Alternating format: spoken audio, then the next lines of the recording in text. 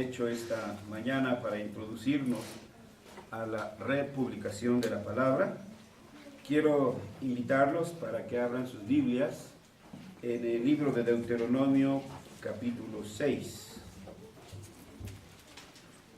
Y vamos a leer del versículo 1 al 9. Para que recordemos nosotros, y si es necesario lo expliquemos a nuestros hijos, ¿por qué hablamos de la palabra republicada? El sermón es la palabra de Dios republicada. ¿Por qué? Porque ya se publicó una vez. El Espíritu Santo ordenó que fuera escrita y fue escrito por varios autores, lo plasmaron ahí, ya está publicada. Cada vez que predicamos, entonces estamos republicando lo que allí está. Y esa es nuestra tarea, y ese es el sentido que encontramos en esta lectura. Vamos a leerlo todos juntos. Dice así: estos pues son los mandamientos, estatutos y decretos que Jehová vuestro Dios mandó que os enseñase, para que los pongáis por obra en la tierra a la cual pasáis vosotros para tomarla, para que temáis a Jehová tu Dios, guardando todos sus estatutos y sus mandamientos que yo te mando, tú, tu hijo y el hijo de tu hijo, todos los días de tu vida, para que tus días sean prolongados. Oye pues, oh Israel, y cuida de ponerlos por obra, para que te vaya bien en la tierra que fluye leche y miel. Y os multipliquéis, como te ha dicho Jehová, el Dios de tus padres. Oye Israel, Jehová nuestro Dios, Jehová uno es, y amarás a Jehová tu Dios de todo tu corazón y de toda tu alma y con todas tus fuerzas. Y estas palabras que yo te mando hoy están sobre tu corazón, y las repetirás a tus hijos, y hablarás de ellas estando en tu casa, andando por el camino, y al acostarse, y cuando te levantes, y las atarás como una señal en tu mano, y estarán como frontales entre tus ojos, y las escribirás en los postes de tu casa y en tus puertas. Amén. Vamos a orar. Nuestro Dios y nuestro Padre, nuestro Rey y nuestro Señor, hemos llegado hasta este lugar convocados por tu Espíritu Santo, y tu palabra también nos ha sido leída, y nosotros nos acercamos a ti pidiéndote la intervención milagrosa de tu Espíritu Santo, para que con su poderosa luz, Señor, nuestros corazones sean iluminados, y no solamente podamos conocer tu voluntad, sino también entenderla. Pero al término de ella, Señor, por la obra de tu Espíritu Santo, no solamente el haberla escuchado y entendido, seamos movidos a vivir haciendo tu voluntad. En el nombre de Cristo Jesús. Amén. Amén. El tema que hoy vamos a tratar es la Epifanía Domini, que es como lo dio a conocer la Iglesia patrística. El tema no es nuevo. El tema, incluso en esta iglesia, lo hemos venido repitiendo por varios años. Pero ya encontramos también este testimonio desde la iglesia antigua, como veremos más adelante, los comentarios de Agustín sobre los llamados Reyes Magos, los comentarios de Crisóstomo también sobre ellos, y otros por ahí que se han atrevido a balbucear sobre el mismo.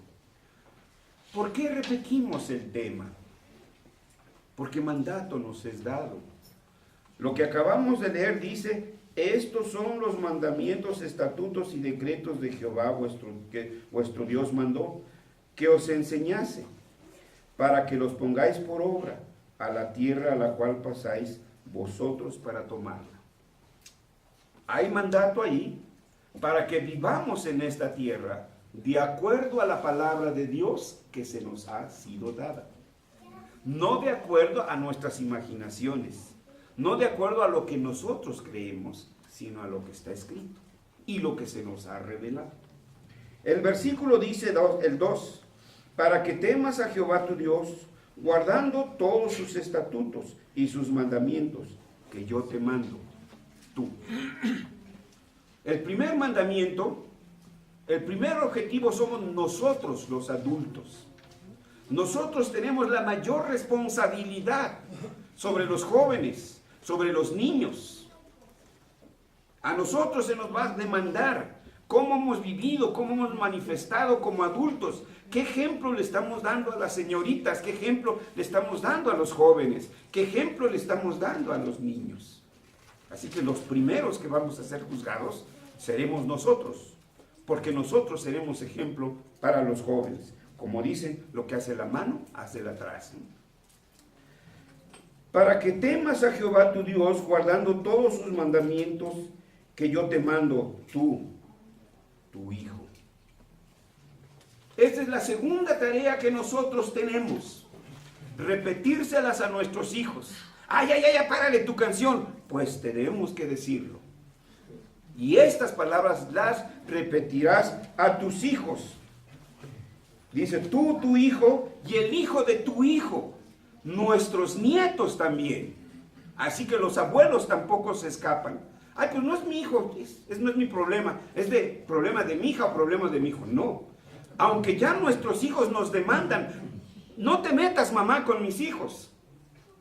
Pero la Escritura le da autoridad a los abuelos.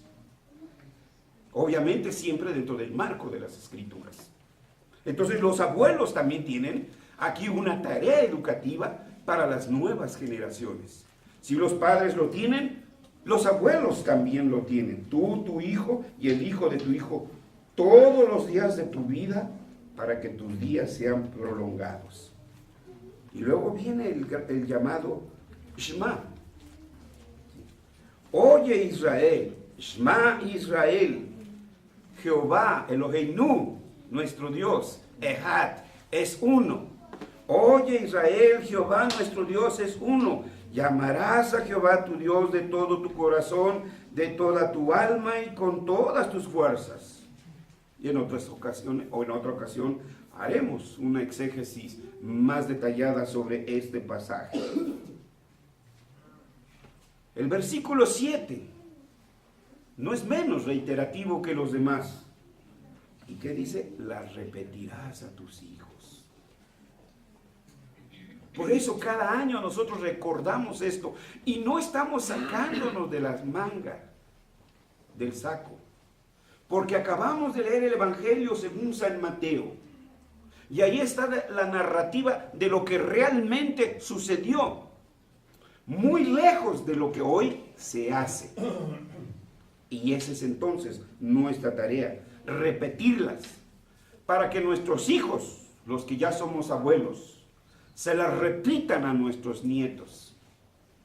Y tenemos obligación también decirles a nuestros hijos que instruyan a nuestros nietos, porque también son sangre de nuestra sangre y huesos de nuestros huesos.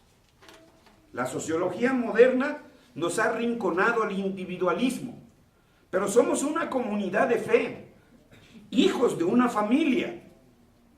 Por tanto, entonces, las responsabilidades de uno se hacen extensiva a todos los miembros de la familia. Y las repetirás a tus hijos y hablarás de ellas estando en tu casa y andando por el camino al acostarte y cuando te levantes. Las atarás como una señal en tu mano y estarán como frontales entre tus ojos. Y las escribirás en los postes de tu casa, en tus puertas y etcétera. Esta es la razón por la que hoy estamos repitiendo algo que ustedes y yo como adultos ya conocemos, pero que queremos también recordarla a nosotros mismos, pero también recordársela a nuestros jóvenes. Cuando te cases, Israel, tengo fe, soy un hombre de fe. Cuando te cases, Ulises, cuando te cases, Jordana, sí tengo fe. ¿Sí? Cuando se casen, nuestros jóvenes ahora, esta es su tarea, ¿sí? Vayan pensando ya en sus obligaciones también. El día 6 de enero, tristemente se ha desvirtuado. Todo mundo lo conoce como el Día de los Santos Reyes. Y todo mundo quiere dar explicaciones sobre de ello. comentaba hace unos días que en la revista cultural del TEC de Monterrey menciona la verdad científica sobre la estrella de Belén.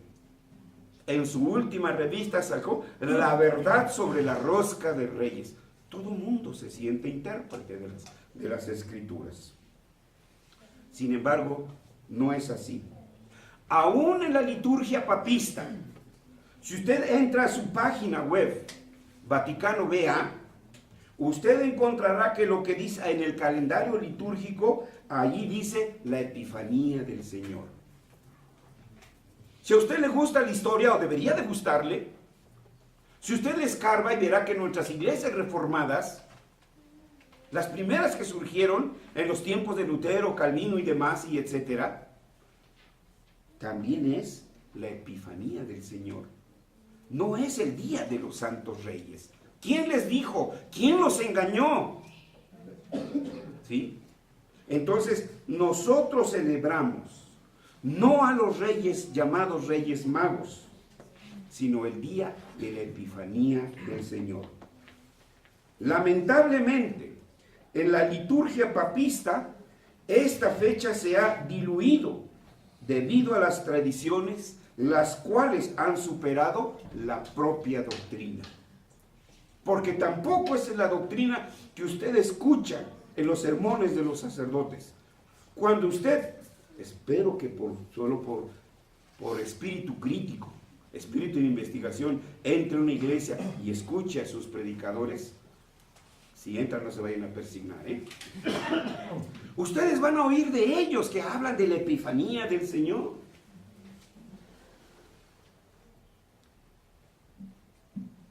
Por otra parte,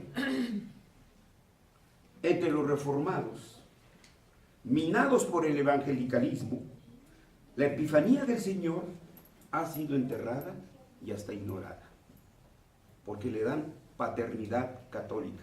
Dicen, eso es de los católicos. Cuando ellos dicen eso, exhiben dos cosas. La primera, que no entienden qué es ser católico, porque nosotros somos los católicos, ¿sí? Ellos son papistas. Y la segunda, que desconocen la historia, el desarrollo de las doctrinas, cómo éstas se fueron manifestando. La Epifanía era una de las tres fiestas más importantes de la iglesia de los 3 primeros siglos. De hecho, no se celebraba ni siquiera la Navidad todavía. Pero la Epifanía del Señor sí la traían a la memoria de la iglesia. Es decir, entonces, que tanto la iglesia apostólica como la patrística conmemoraban la Epifanía del Señor. Después, con el surgimiento del papismo que empezó a desarrollarse a partir del siglo V y hasta el siglo XVI, durante la Edad Media, todas estas festividades cristianas se fueron corrompiendo, alejándose del significado escritural para ser sustentadas por puras y meras tradiciones. Las tradiciones superaron a la doctrina. La Iglesia católica, papista, romanista, aún en sus libros de teología, aún en sus catecismos, cuando usted los lee piensa, son evangélicos, ¿sí? Pero las tradiciones no han tenido capacidad para instruir o para contrarrestar esas tradiciones que se han introducido. Las ha solapado, ha guardado silencio, porque en su liturgia no es así. El día 1, el día de los santos angelitos, ¿no? Lea usted sus catecismos y va a ver que no es así. Por eso, hermanos, para conocer el origen y el significado de la festividad cristiana, el tema que se expondrá hoy es, como ya se anunció, la Epifanía del Señor. Vamos a hacerlo en 2 partes. Primeramente vamos a hablar sobre la base histórica de la Epifanía, de dónde vino. Y en segundo lugar, se expondrá la base escritural de la Epifanía, porque no es cuestión de imaginaciones, no es cuestión de especulaciones. Si no está sustentada por la Escritura, este era un principio de la Reforma. Donde la Biblia habla, hablamos. Donde la Biblia calla, callamos. Nosotros no especulamos. Así que vamos al primer punto que anuncié, que por cierto ya se me olvidó. Los que están en galería, ¿me recuerdan, por favor? Base histórica de la Epifanía. La base histórica de la Epifanía. La palabra Epifanía viene del griego, porque recuerden que el Nuevo Testamento fue escrito en griego. Y esta palabra en griego se escribe epifaneia, que se traduce como manifestación o aparición. Entonces, una epifanía es una manifestación, es decir, que alguien se da a conocer, esa es la idea, o que algo se aparece a alguien, no los fantasmas, no la Llorona, ni esas chucherías que luego nos cuentan, ¿sí? Bien, esta palabra, epifanía, tiene su raíz en dos vocablos griegos. La primera es una preposición, epi, que significa por encima. O sea que es una manifestación no surgida debajo de la tierra, sino que viene de arriba, epi, ¿sí? Eso es lo que significa la primera parte de esta palabra, estar por encima de algo. La otra palabra es el verbo faino, que traducido significa darse a conocer, hacerse visible, revelar algo, mostrarse a alguien o también manifestarse. Todas estas acepciones son las que tiene la palabra epifanía. Y la encontramos en el Nuevo Testamento, hermanos. En el versículo 7, por ejemplo, del pasaje que leímos del Evangelio según San Mateo, leemos así: entonces Herodes, llamando en secreto a los magos, indagó de ellos diligentemente el tiempo de la aparición. Entonces, ahí está epifaneia, porque es un sustantivo femenino y el artículo G es femenino. Ahí aparece. Entonces, ven, no estamos hablando de nuestras imaginaciones, porque está en la Escritura. Nos vemos forzados entonces a explicar la Escritura. Lo mismo si vamos a la traducción hebrea. Todas las mismas acepciones que acabo de mencionar en griego, las encontramos también en hebreo. En hebreo el término griego que hemos leído es epifaneia. Y el término hebreo se lee hitgalut. Y es exactamente lo mismo, ¿sí? Pero es otro idioma, por supuesto. Si ustedes leen el Nuevo Testamento en hebreo, en lugar de encontrar epifaneia, van a encontrar hitgalut. O con su artículo hitgalut también. La palabra epifanía, entonces, nos da la idea de una manifestación sobrenatural, epi, de arriba. Una revelación milagrosa. No a todos les es dada. Porque los profetas, cuando llegaron los magos, consultaron. ¿Y acaso dijeron, vayamos a Belén? A Herodes se le leyó la Escritura. Es en Belén de Judá. Ah, sí, ahorita voy. Bueno, ustedes saben la mentirota que dijo. Averigüen para que yo también vaya a adorarle. Pero vemos que sus intenciones eran otras. Y las vimos después más adelante. Esta es la misma raíz que se usa en la traducción griega del Antiguo Testamento para referirse a las manifestaciones de Dios. Por ejemplo, a Abraham en Génesis 18:1 y a Moisés en Éxodo 3 del 1 al 6. ¿Recuerdan? La zarza ardiendo. Esa es una epifanía. Entonces, una manifestación milagrosa. Los cristianos estamos en la base histórica todavía. Los cristianos del siglo II y el siglo III veían tanto el bautismo del Señor como en su transfiguración de igual modo que las apariciones o manifestaciones de Dios para su pueblo Israel en el Antiguo Testamento, las cuales eran experiencias que sobrepasaban los límites del entendimiento humano. Ese es el punto. No busquemos corroboración científica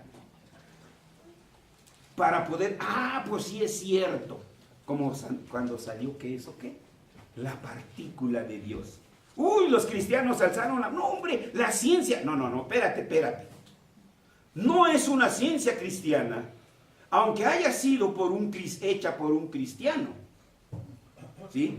Pero el ser cristiano no me hace ser administrador cristiano, pedagogo cristiano, si yo sigo aplicando exactamente los mismos métodos que los paganos. Si ellos se convierten en mis mentores, si ellos son mis maestros, entonces no es, yo soy cristiano, pero mi trabajo no es cristiano. Tenemos que entender eso, hermanos. Duele, pega y dirán, ¿qué canción cada domingo nos lo repite?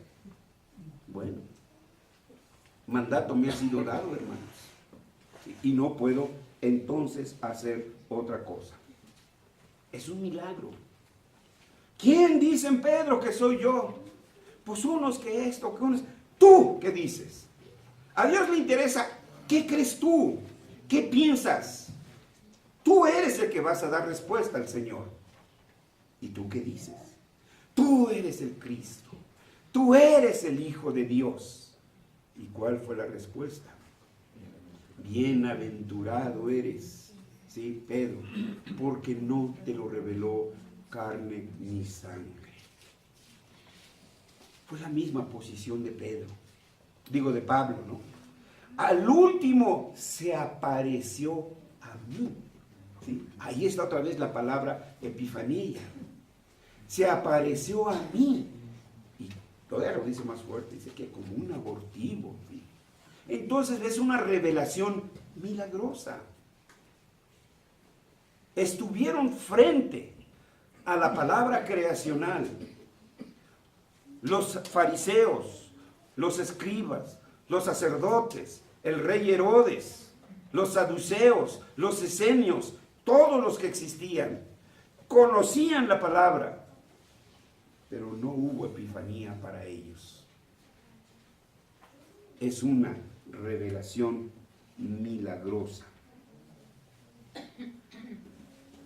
Pero en el centro de todo esto se encontraba la convicción de que Jesucristo era el pueblo de Israel como el pueblo del Nuevo Testamento.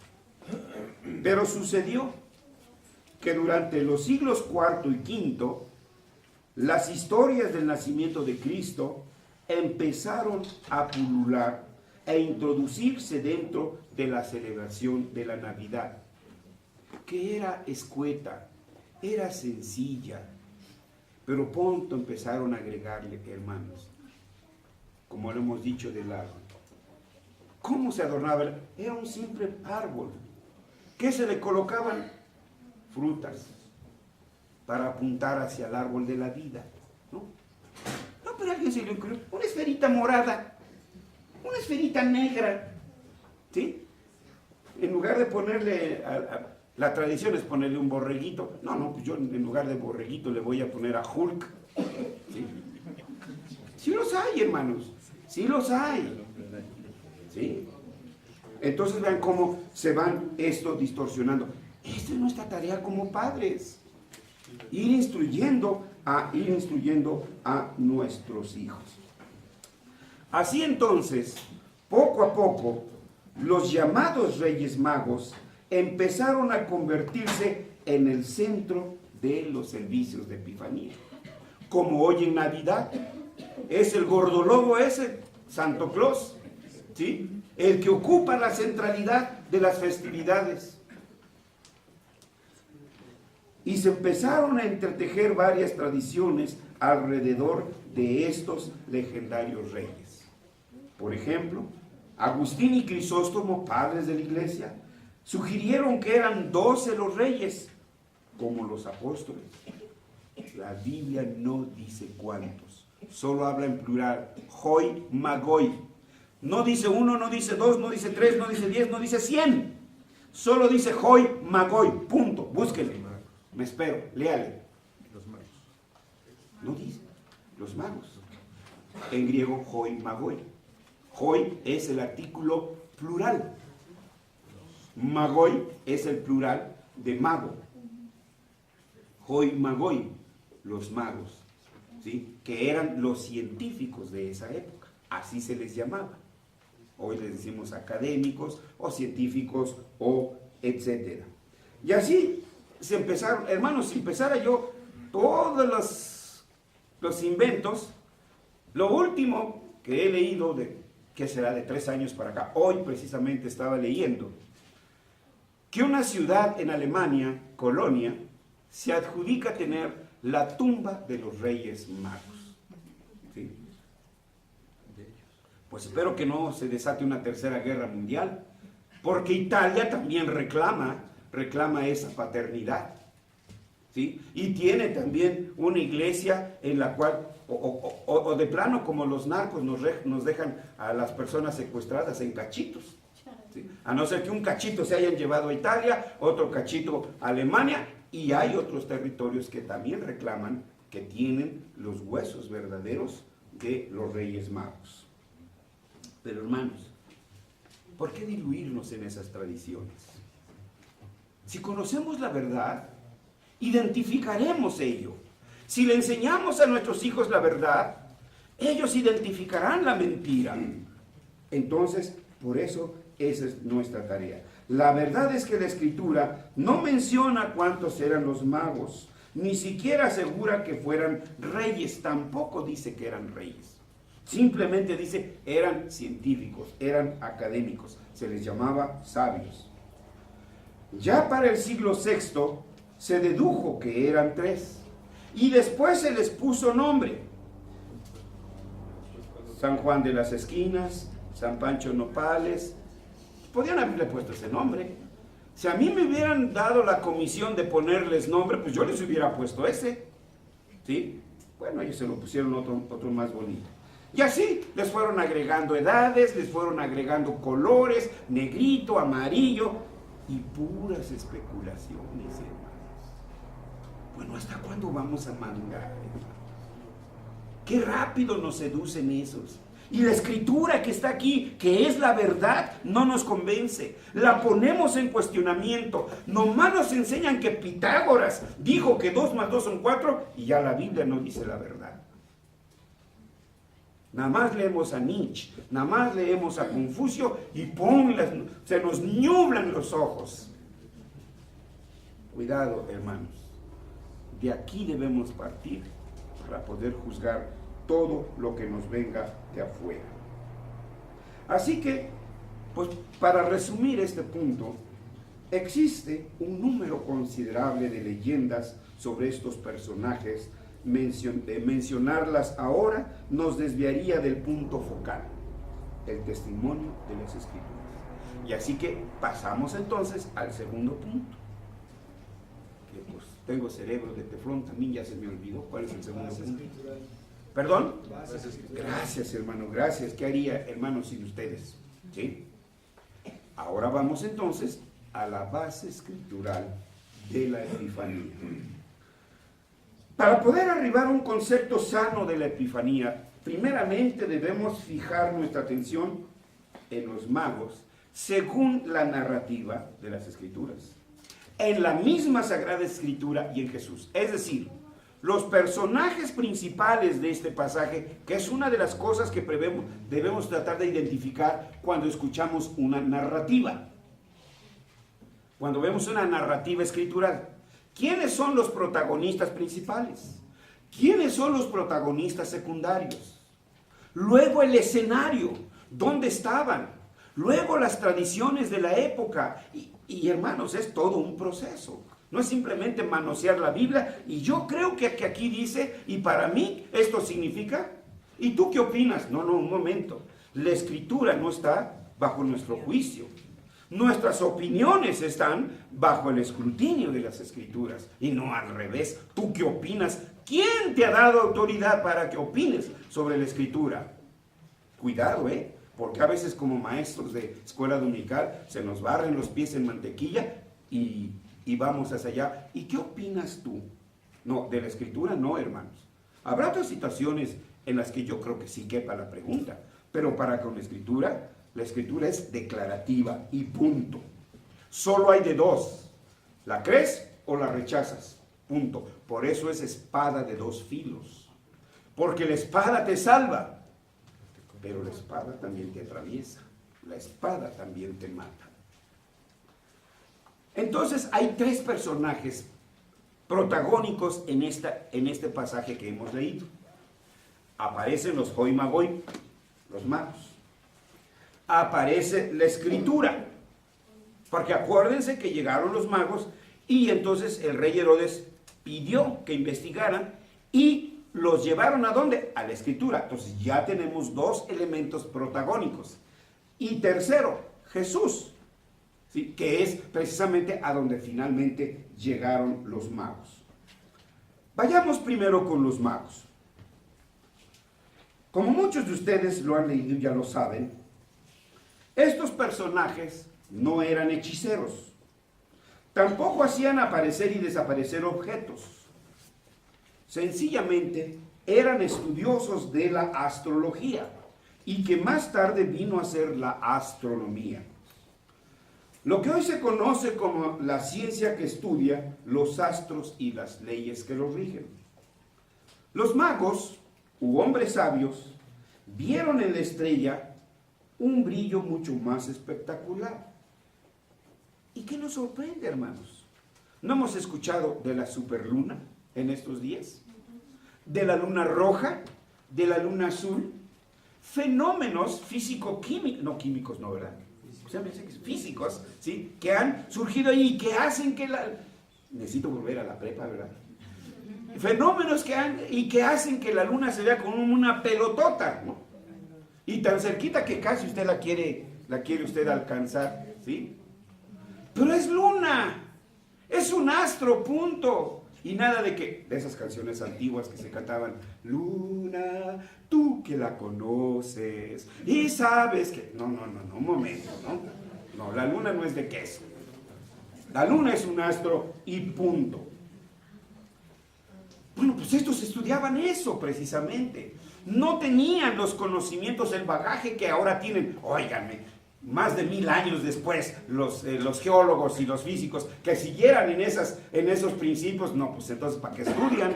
¿Sí? Se supone que la ciencia se va desarrollando, nuevos conocimientos se vienen agregando, pero siempre teniendo las bases.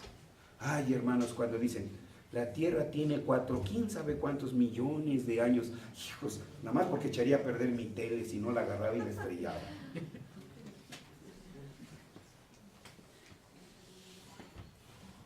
Los hombres, o los magos, u hombres sabios, decíamos, vieron ese brillo espectacular que estaban acostumbrados a ver.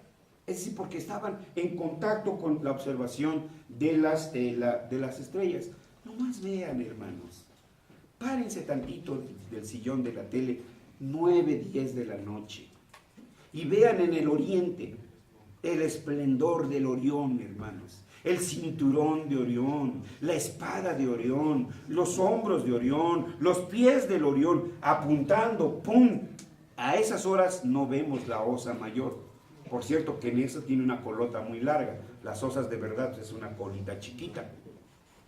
Pero si usted se levanta por ahí de madrugada, 5 de la mañana, 6 de la mañana, usted va a ver muy bien la Osa Mayor, ¿sí? Usted va a ver bien la cacerolita que se forma. Luego aquí en México se le conoce como el arado. Astronómicamente se le conoce como la Osa Mayor. Y usted va a ver esa estrella brillante que apunta, ¿sí?, hacia la estrella polar. Bueno, esto es lo que ellos estaban acostumbrados a ver. De repente, caray, algo diferente se está viendo.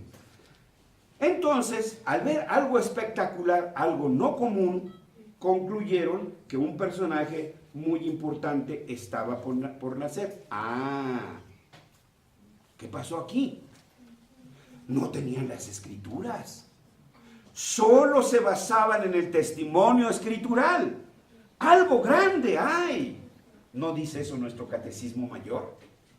Está la revelación general y la revelación especial. La revelación general es toda la creación que nos habla. Una cascada emite sonido a otra cascada. Toda la creación entera nos está hablando que hay un Dios soberano. Pero ellos no conocían las Escrituras. Entonces, de sus imaginaciones dijeron, este es un personaje importante, ha de ser un rey. Por eso cuando llegaron a Jerusalén, no llegaron preguntando por mí o por alguno de ustedes. Ya les iba a decir uno de ustedes, pero no, me quemo y me esperan a la salida, ¿no? Llegaron preguntando, ¿dónde está el rey de los judíos que ha nacido? ¿Dónde está el rey de las... Porque su estrella hemos visto en Oriente y venimos a adorarle. Ahora vean el testimonio del Señor. Los magos fueron a adorar al rey Mesías. Ahora el pueblo adora a los magos. Hasta untan la mano así, sí, para que se le quiten los malos pensamientos, o agarran así, para que le cure la ciática, ¿no? Sí, hermanos, ve uno eso.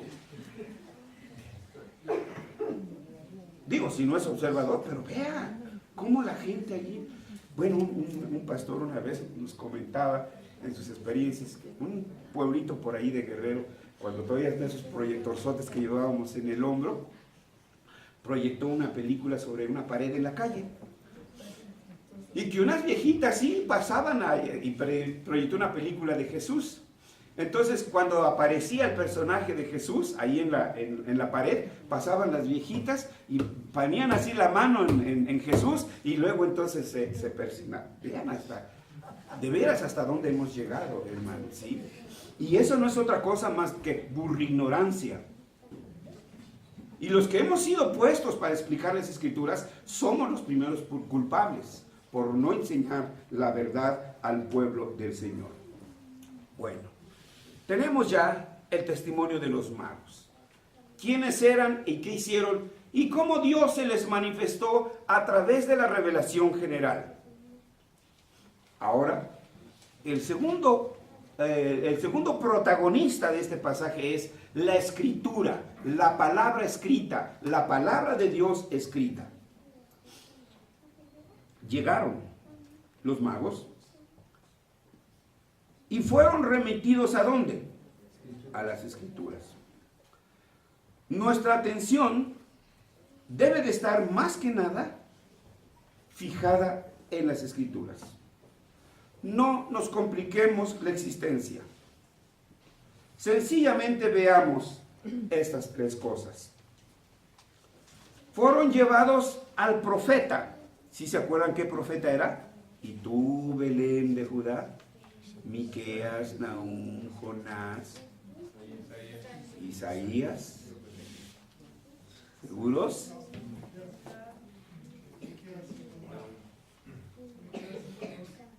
Y tú, Belén de la tierra de Judá, no eres la más pequeña.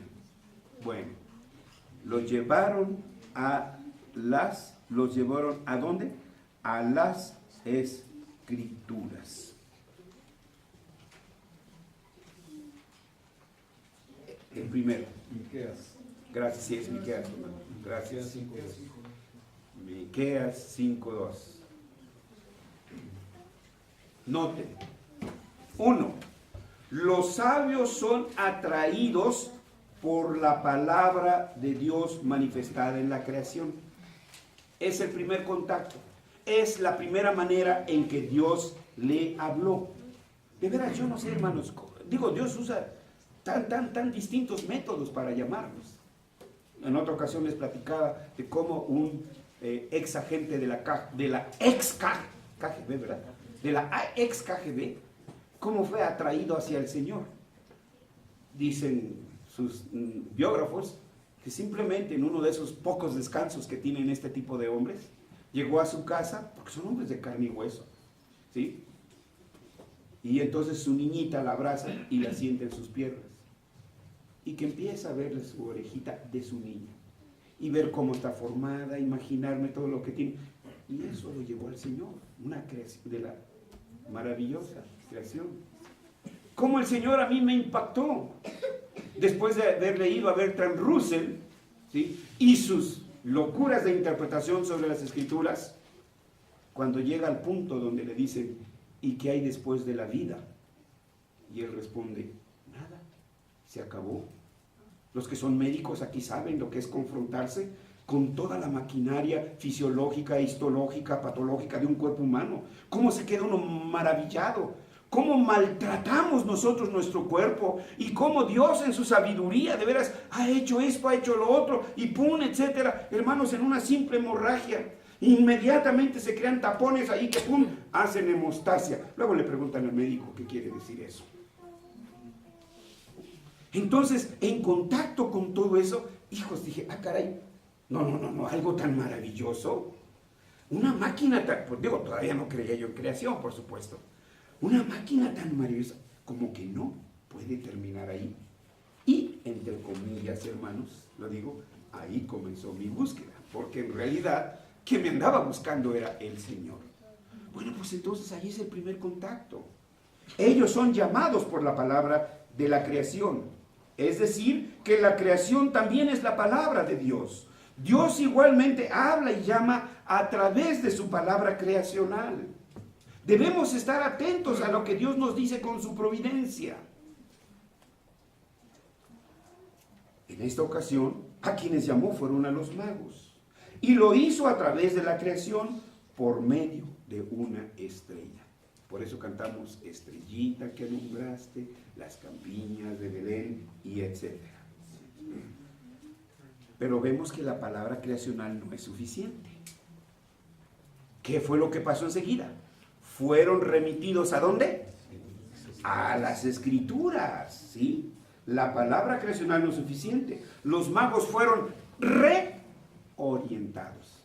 Habían sido guiados para llegar al lugar geográfico. Ahora fueron reorientados y remitidos a la palabra de Dios, manifestada en las Escrituras. Pues nótese que los sacerdotes y escribas consultaron en la palabra escrita de Dios, en Miqueas capítulo 5, versículo 2, donde el profeta declaró, pero tú, Belén Efrata, pequeña para estar entre las familias de Judá, de ti saldrá el que será Señor de Israel, y sus salidas son desde el principio, desde los días de la eternidad. En el Nuevo Testamento leemos, porque de ti saldrá un guiador. El término griego que encontramos en la Escritura es poimanei, que viene de la raíz del pastor. Puede ser leído así entonces, porque de ti saldrá un pastor. Y la tarea de un pastor es cuidar, alimentar, conducir, ¿sí?, a las ovejas. Y entonces, ¿para qué apacentara? Ahí está ese verbo ahí. Pero esta palabra también, un guiador indica esa tarea que nos va a conducir, pero también da esa otra idea de pastor, poimanei. ¿Eso fue llevado allá? Bueno, llevamos ya dos. Decíamos, hemos de ver quiénes son los protagonistas centrales de esta narrativa.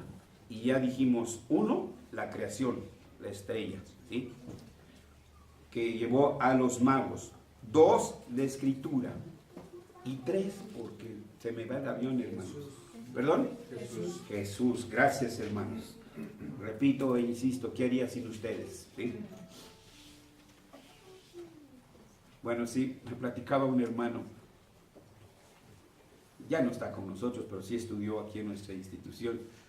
de que llegó al punto que su pastor estaba tan viejito, que leía, cuando leía sus sermones decía, y esto, y cuando llegaba al punto, pasar a la página 2.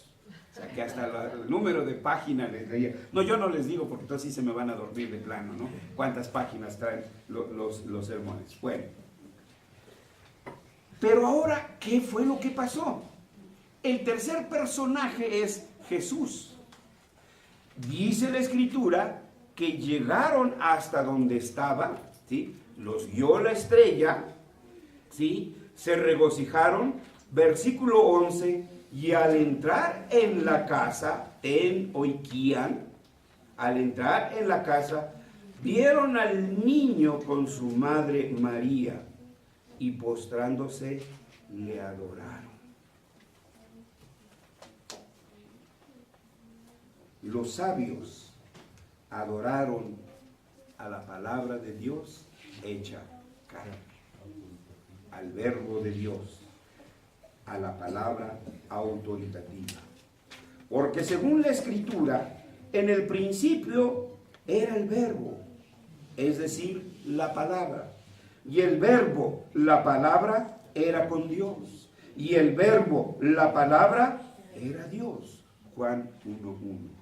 Entonces, el personaje central de la celebración de la Epifanía, ¿quién es Noé? Pregúntaselo a tu papá. A ver, papá, le damos chance que le sople a su hijo. ¿Está durmiendo el papá? Ay, ¿cómo? Ya lo dormiste.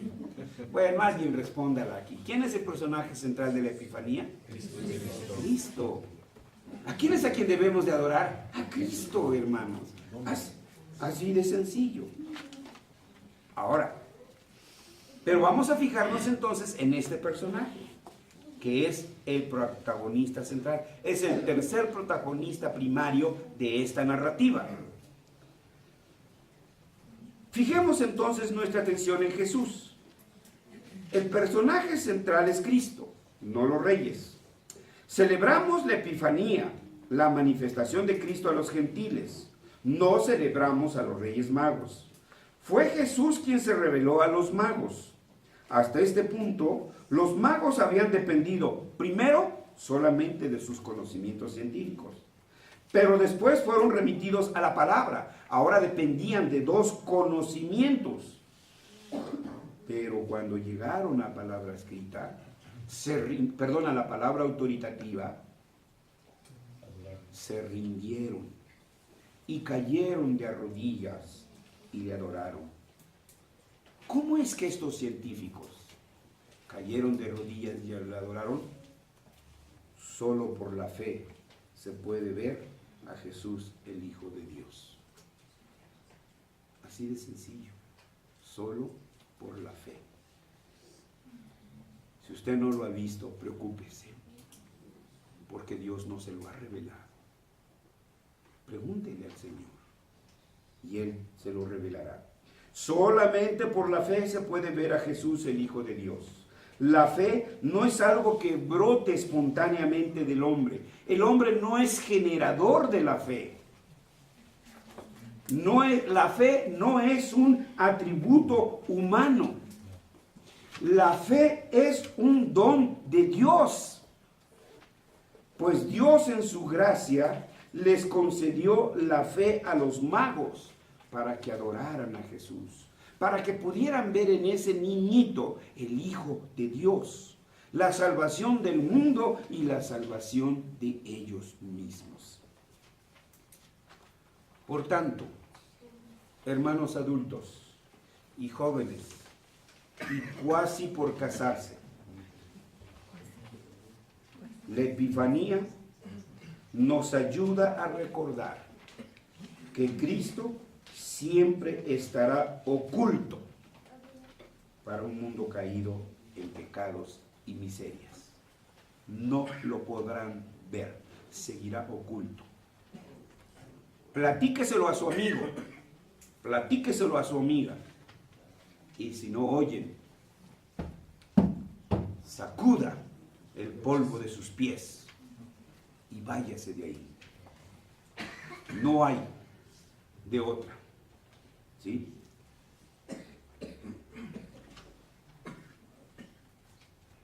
De manera que, sin embargo, por otra parte, es Dios quien revela a su Hijo Jesucristo a su pueblo escogido. Solo a sus elegidos se los revela. Ahora vea. ¿Cómo se llama usted? Bueno, aquí hay distintos nombres. Pues Dios lo eligió para que hoy escuchara usted esto. Así de sencillo. Mateo 16, 16, si alguien lo puede leer, por favor.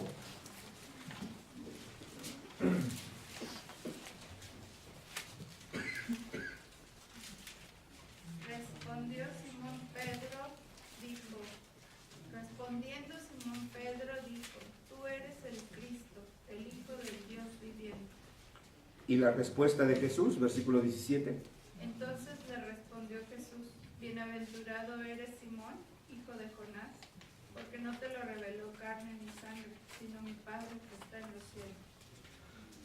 De manera que mientras nuestros parientes, nuestros padres, nuestros hermanos, nuestros hijos, nuestros tíos, nuestros sobrinos, nuestros amigos, nuestras amigas, sigan hundidos en su mundo de incredulidad, el Cristo, el Hijo de Dios, estará oculto para ellos.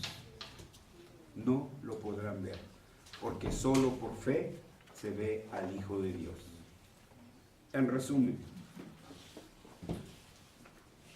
los Hoi Magoi, o los magos, llegaron al conocimiento verdadero acerca de la fe en Jesucristo, uno, a través de la palabra creacional, los vio la estrella; dos, a través de la palabra escritural, el profeta Miqueas; y finalmente, a través de la palabra autoritativa, el Cristo. Entonces, hermanos, la Epifanía, como una manifestación de Dios a su pueblo, debe de ser para nosotros una revelación personal. Y mi pregunta es personal para cada uno de ustedes. ¿Han tenido su epifanía? Si no, preocúpese. Preocúpese. Y entonces, esta es nuestra tarea como padres. Enseñársela a nuestros hijos. Cada uno de nosotros, en forma particular, puede y debe decir como el apóstol San Pablo. Se lo dijo a los Corintios en la primera carta, capítulo 15, versículo 8. Me apareció a mí. Debe haber un momento en el cual yo lo diga, a mí se me apareció. Nada de que se me apareció Juan Diego. Se me apareció el Señor. Y en fe me hizo ver mi pecado. Pero en fe también me hizo ver su gracia. Me extendió su mano, me ofreció el perdón. Me acercó hacia su regazo y me dijo, te amo, eres mi hijo. Todo eso no es epifanía, hermanos. Todo eso no lo ha experimentado usted. Si no lo ha experimentado, preocúpese. Preocúpese de veras, porque está en peligro de extinción. Pero ¿qué fue lo que pasó con Pablo? Cayó de rodillas, arrobado por la gloriosa majestad divina del Verbo de Dios. Y Pablo exclamó, Señor mío, ¿qué quieres que haga? Tomás, Señor mío y Dios mío. Esa debe de ser la respuesta nuestra. Rendirnos al Señor. Que quede claro entonces que con la celebración de la Epifanía recordamos que Dios se ha manifestado y se sigue manifestando a su pueblo escogido. No es para Pancho Nopales, no es para San Juan de las Esquinas, ni aún para el apóstata. Lo siento, soy llamado a decir la verdad. ¿Se acuerdan de aquel profeta? Que miren, te voy a dar toda esta lana, pero maldíceme a este pueblo. Y él por la lanita dice, pues a quien le dan pan que llore, que empieza, abre su bocota e iba a maldecir al pueblo de Israel. ¿No? Bendito sea el pueblo de Israel. No pudo, ¿verdad? Sí. Así que, hermanos, esa es la verdad. Ahí está la creación, la burra que le habló, ¿verdad? Entonces, ven cómo también Dios nos habla a través de la creación. Pero por favor, hermanos, ustedes no sean burros, ustedes usen la escritura. Con la exposición de hoy, hermanos, se ha aclarado que el 6 de enero es la celebración de la Epifanía de Cristo y no la adoración de los Reyes Magos. Como testigos de Cristo, debemos manifestarle al mundo el verdadero significado de la Epifanía. Yo espero que algunos de ustedes, hermanos, no estén ya comprometidos con el muñequito para los tamales del 2 de febrero. Porque entonces sí, me voy a desmayar, hermanos. ¿Sí? Porque ni de juego ni de broma. Esa es nuestra tarea, dar testimonio del verdadero significado. También, hermanos, hay otra tarea. A través de la celebración de los cultos especiales de Epifanía, le estaremos enseñando al mundo, le estaremos enseñando a nuestros hijos, les estaremos enseñando a nuestros amigos cómo es que verdaderamente celebramos la Epifanía y adoramos al Dios vivo de Israel. Asimismo, entonces, si no se nos olvida la encomienda que nos dio el Señor a través de su palabra, estas palabras que yo te mando hoy estarán en tu corazón y las repetirás tú y tus hijos y los hijos de tus hijos. Entonces, hermanos, cada año debemos estar recordando esto, republicando esto para nuestros jóvenes, para nuestros hijos, los jóvenes matrimonios, que sepan cuál es su obligación. No solamente buscar la leche y el pan y los tenis Nike, porque no solo de pan vivirá el hombre. Si esto hacemos, entonces estaremos cumpliendo con el mandato de enseñarle a las nuevas generaciones, de enseñarle a nuestros hijos, para que mantengamos esta tradición, sí, pero una tradición apegada a las Escrituras y que sirva también de enseñanza a nuestros hijos, para las nuevas generaciones de creyentes. Ustedes saben, hermanos, muchos de ustedes cuando vinieron aquí y nos vieron hacer todo esto se espantaron. Ya vieron unos ojotes así bien grandotes. ¿Cómo que el árbol? ¿Cómo que la corona de los católicos? ¿Cómo que el bautizo de los niños? Se quedaron así. ¿Qué hay? ¿Estos qué son? Sí, me acuerdo, creo que un hermano, sí, está aquí, ya me acordé. Dice, creo que volvimos a caer en una iglesia católica. Algún día se los platicará él. Pues sí, es católica reformada. ¡Eco! Ahí está la. Cuando vio todo eso, dice, bueno, pues creo que volvimos a caer en lo mismo, pero no es lo mismo, ¿verdad? Aunque se escribe igual, católico, no es lo mismo. Así que, hermanos, estamos entonces llamados para enseñar a nuestros hijos, a las nuevas generaciones de creyentes y también para los nuevos convertidos. Que el Señor nos ayude a mantener fiel, viva y verdadera esta tradición verdaderamente cristiana y verdaderamente escritural. Oremos. Dios bendito, Dios santo, Dios Padre, Dios Rey. Venimos ante tu presencia, primeramente para derramar nuestro corazón en tu altar y darte infinitamente las gracias, Señor, por tu amor y por tu misericordia, por habernos revelado a tu Hijo Jesucristo y habernos traído a la fe salvadora, de que en Jesús solamente hay salvación, en Jesús solamente hay restauración, de que en Jesús solamente hay redirección y significado para nuestras vidas. Señor, pero tú lo sabes, nuestro corazón está dolido, Señor, porque muchos de nuestros hermanos ya no están aquí.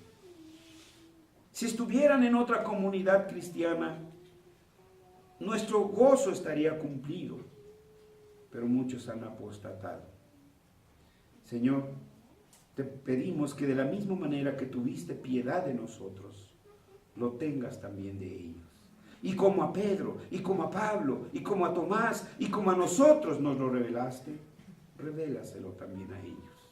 Te lo suplicamos, te lo imploramos.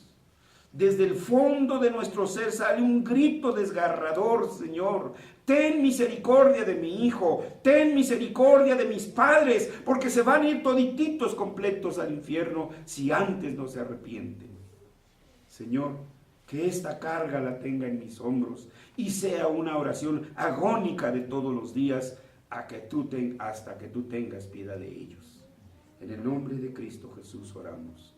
Amén. Amén. Amén.